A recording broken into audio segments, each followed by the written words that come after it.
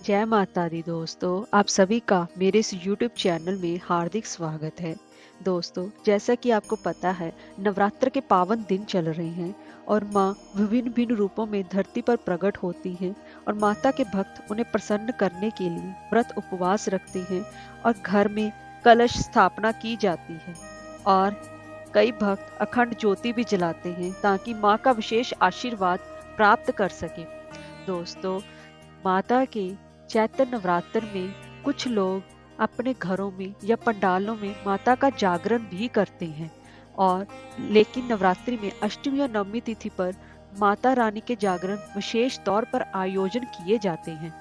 लेकिन दोस्तों, क्या आपको पता है कि माता रानी का जागरण बिना तारा रानी की कथा के अधूरा माना जाता है। दोस्तों, आज हम इस वीडियो में मैं आप सभी को माता तारा रानी की कथा श्रवण करवाने जा रही हूँ। आप वीडियो के अंत तक बने रहिए और माता का विशेष आशीर्वाद प्राप्त कीजिए। दोस्तों, अगर आपको हमारी ये वीडियो अच्छी लगी हो तो लाइक और शेयर करें और चैनल को सब्सक्राइब करना ना भूलें और कमेंट बॉक्स में जय माता दी अवश्य लिखें। आइए दोस्तों, अब मैं कथा आपको श्रवण करवाने जा रही हूँ और अंत तक इस वीडियो को अवश्य देखें और माता रानी का विशेष आशीर्वाद प्राप्त करें। तो चलिए शुरू करते हैं। दोस्तों, एक राजा था जिसका नाम स्पर्श था। वह माँ भगवती का बहुत ही बड़ा पुजारी था। वह दिन रात माँ दुर्गा की पूजा किया करता था। माँ ने भी उन्हें राजपाट, धन दौलत, ऐशो आराम के सभी साधन दिए थे। कमी थी तो सिर्फ ये कि उनके घर में कोई भी संतान नहीं थी। यह गम उन्हें दिन रात सताता रहता था। वो माँ से यही प्रार्थना करते थे कि माँ उन्हें एक संतान दे दे ताकि उनका वंश चलता रहे। दोस्तों, माँ ने उसकी पुकार सुन ली। एक दिन माँ ने आकर राजा को स्वप्न में दर्शन दिए और कहा कि वे उसकी और तेरी भक्ति से बहुत प्रसन्न हैं। उन्होंने राजा को 2 पुत्रियां प्राप्त होने का वरदान दिया। कुछ समय के बाद राजा के घर में एक कन्या ने जन्म लिया। राजा ने अपने राज दरबारियों को बुलाया, पंडितों और ज्योतिषों को बुलाया और बच्ची की जन्म कुंडली तैयार करने का आदेश दिया। पंडितों और ज्योतिषों ने उस बच्ची की जन्म कुंडली तैयार की और कहा कि हे राजन, यह कन्या तो साक्षात देवी है। यह कन्या जहाँ भी कदम रखेगी वहाँ खुशियां ही खुशियां होंगी। यह कन्या भी माँ भगवती की पुजारन होगी। उस कन्या का नाम तारा रखा गया। थोड़े समय बाद राजा के घर वरदान के अनुसार एक और कन्या ने जन्म लिया। मंगलवार का दिन था। पंडितों और ज्योतिषियों ने जब जन्म कुंडली तैयार की तो वे उदास हो गए। राजा ने उदासी का कारण पूछा तो वे कहने लगे, महाराज, यह कन्या आपके लिए शुभ नहीं है। राजा ने उदास होकर ज्योतिषियों से पूछा कि मैंने ऐसे कौन से बुरे कर्म किए हैं जो इस कन्या ने मेरे घर में जन्म लिया है। उस समय ज्योतिषियों ने अपनी ज्योतिष लगाकर बताया। कहने लगे कि ये 2 कन्याएं जिन्होंने आपके घर में जन्म लिया है, पिछले जन्म में राजा इंद्र की अप्सराएं थीं। इन्होंने सोचा कि हम भी मृत्यु लोक में भ्रमण करें तथा देखें कि मृत्यु लोक पर लोग किस तरह रहते हैं। दोनों ने मृत्यु लोक पर आकर एकादशी का व्रत रखा। बड़ी बहन का नाम तारा था, छोटी बहन का नाम रुकमन था। बड़ी बहन तारा ने अपनी छोटी बहन से कहा कि रुकमन, आज एकादशी का व्रत है, हम लोगों ने आज भोजन नहीं खाना, तू बाजार जाकर फल ले आ। रुकमन बाजार फल लेने के लिए गई। वहां उसने मछली के पकौड़े बनते देखा। उसने अपने पैसों के तो पकौड़े खा लिए तथा तारा के लिए फल लेकर वापस आ गई। फल उसने तारा को दे दिए। तारा ने पूछा कि तू अपने लिए फल क्यों नहीं लाई? तो रुकमन ने बताया कि उसने मछली के पकौड़े खा लिए हैं। उसी वक्त तारा ने शाप दिया, जा नीच, तूने एकादशी के दिन मांस खाया है, नीचों का कर्म किया है। जा, मैं तुझे शाप देती हूँ, तू नीचों की जून पाई। छिपकली बनकर सारी उम्र मांस ही कीड़े मकोड़े खाती रही। उसी शहर में एक ऋषि गुरु गोरखनाथ अपने शिष्यों के साथ रहते थे। उनके शिष्यों में एक चेला तेज स्वभाव का तथा घमंडी था। एक दिन वह घमंडी शिष्य पानी का कमंडल भरकर खुले स्थान में एकांत में जाकर तपस्या पर बैठ गया। वह अपनी तपस्या में लीन था। उसी समय उधर से एक प्यासी कपिला गाय आ गई। उस ऋषि के पास बड़े कमंडल में पानी पीने के लिए उसने मुंह डाला और सारा पानी पी गई। जब कपिला गाय ने मुंह बाहर निकाला तो खाली कमंडल की आवाज सुनकर उस ऋषि की समाधि टूटी। उसने देखा कि गाय ने सारा पानी पी लिया था। ऋषि ने गुस्से में आ उस कपिला गाय को बहुत बुरी तरह चिमटे से मारा। वह गाय लहूलुहान हो गई। यह खबर गुरु गोरख को मिली। उन्होंने जब कपिला गाय की हालत देखी तो उस ऋषि को बहुत बुरा भला कहा और उसी वक्त आश्रम से बाहर निकाल दिया। गुरु गोरख ने गाय माता पर किए गए पाप से छुटकारा पाने के लिए कुछ समय बाद एक यज्ञ रचाया। इस यज्ञ का पता उस शिष्य को भी चल गया जिसने कपिला गाय को मारा था।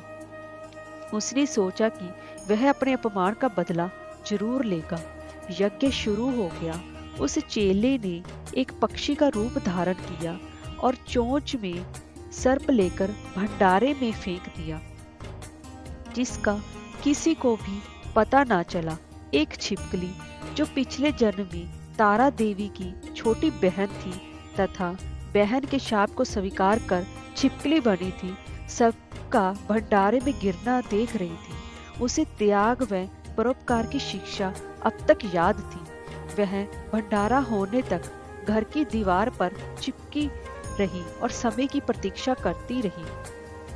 कुछ लोगों के प्राण बचाने हेतु उसने अपने प्राण न्यौछावर कर लेने का मन ही मन निश्चय किया।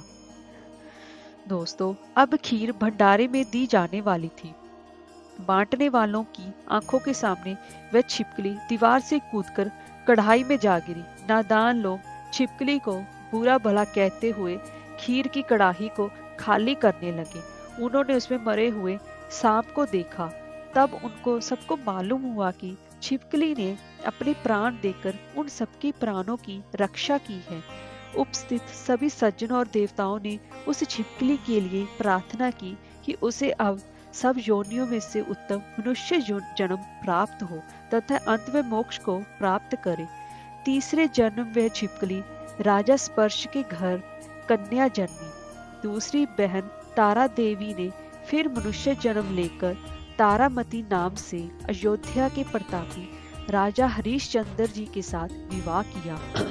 दोस्तों, राजा स्पर्श ने ज्योतिषों से कन्या की कुंडली बनवाई। ज्योतिषियों ने राजा को बताया कि कन्या आपके लिए हानिकारक सिद्ध होगी, शकुन ठीक नहीं है, अंत आप इसे मरवा दीजिए। राजा बोले, लड़की को मारने का पाप बहुत बड़ा है, मैं उस पाप का भार नहीं बन सकता। तब ज्योतिषियों ने विचार करके राय दी, हे राजन, आप एक लकड़ी के संदूक में ऊपर से सोना चांदी आदि गड़वा दें।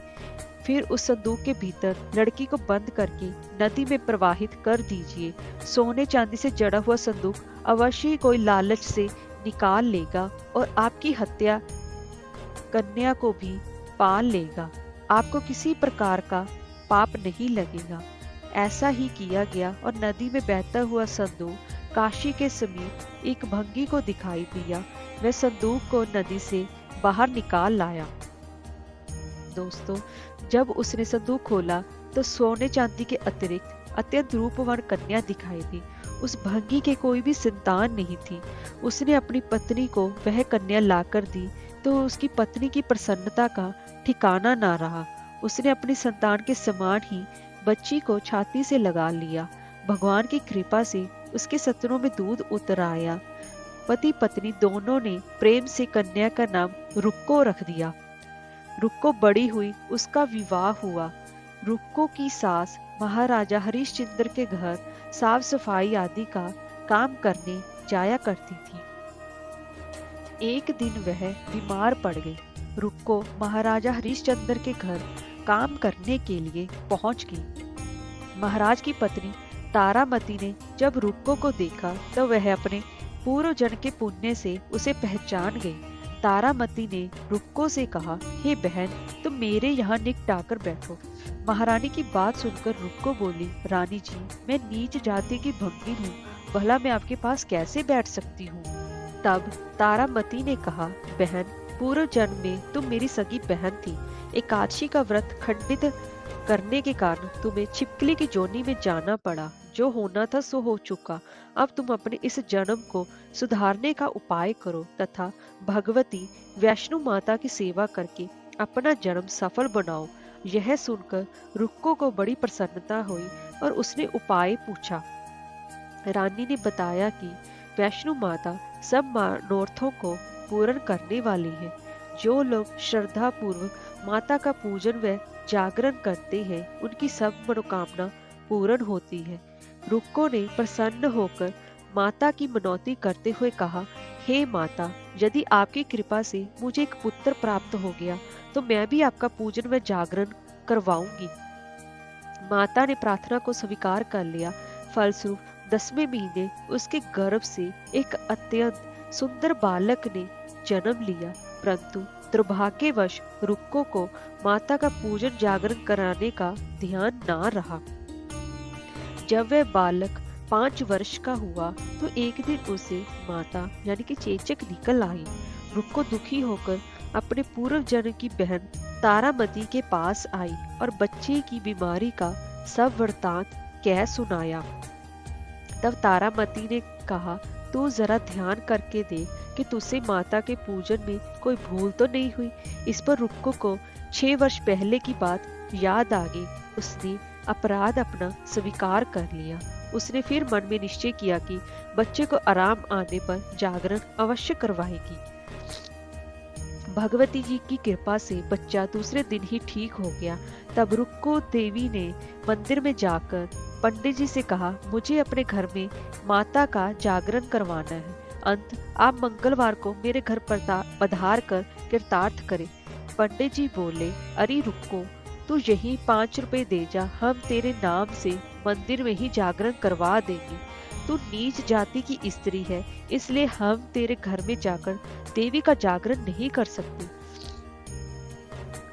रुक्को ने कहा, हे पंडित जी, माता के दरबार में तो ऊंच नीच का कोई विचार नहीं होता।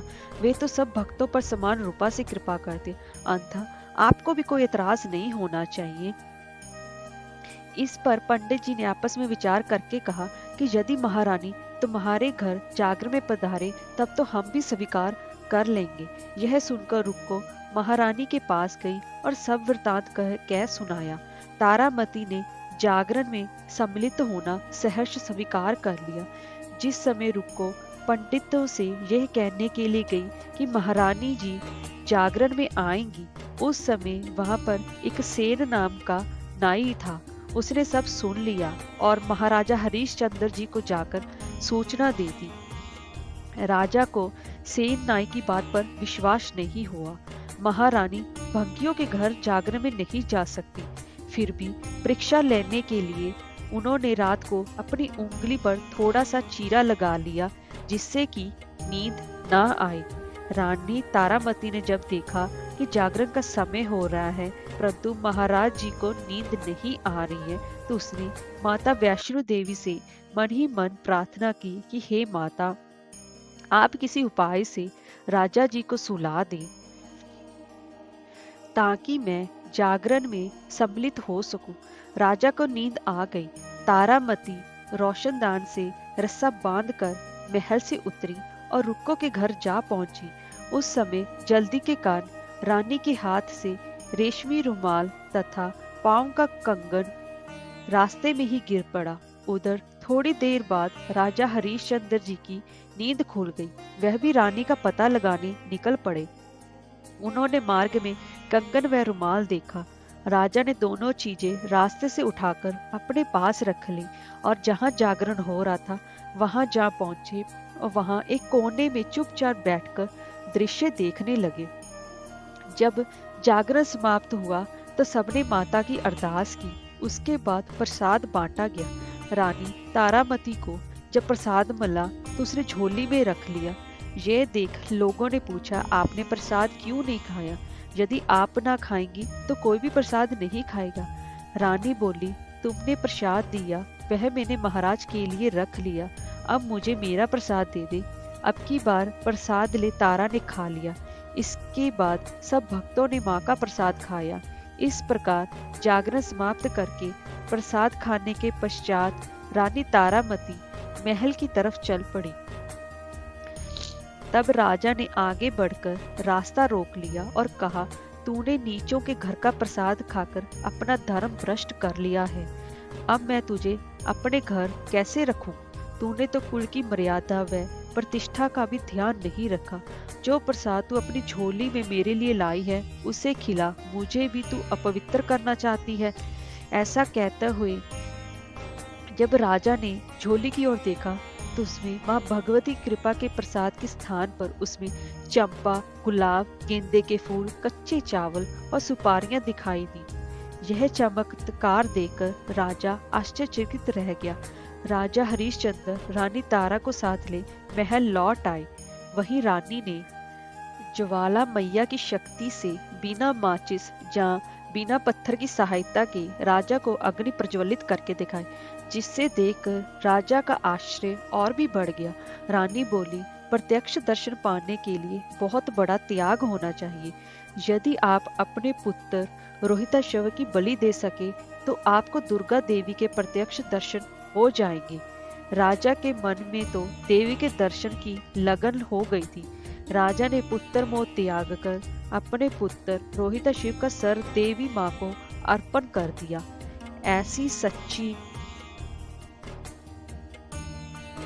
श्रद्धा व विश्वास देख दुर्गा माता सिंह पर सवार हो उसी समय प्रकट हो गई और राजा हरिश्चंद्र को दर्शन करके कृतार्थ हो गए। मरा हुआ पुत्र भी जीवित हो गया। चमत्कार देखकर राजा हरिश्चंद्र गदगद हो गए। उन्होंने विधि पूर्वक माता का पूजन करके अपराधों की क्षमा मांगी। इसके बाद सुखी रहने का आशीर्वाद दे माता अंतर ध्यान होगी। राजा ने तारा रानी की भक्ति की प्रशंसा करते हुए कहा कि तारा, तुम्हारे आचरण से मैं अति प्रसन्न हूँ। मेरे धन्य भाग जो तुम मुझे पत्नी के रूप में प्राप्त हुई। आयु पर्यंत सुख भोगने के पश्चात राजा हरिश्चंद्र, रानी तारा व रुक्मन और भंगिन तीनों ही मनुष्य योनि से छूटकर देवलोक को प्राप्त हुए। दोस्तों, माता के जागरण में तारा रानी की कथा को जो मनुष्य भक्ति पूर्वक पढ़ता या सुनता है उसकी सभी मनोकामनाएं पूर्ण होती हैं, सुख समृद्धि बढ़ती है, शत्रुओं का नाश होता है। जय माता दी।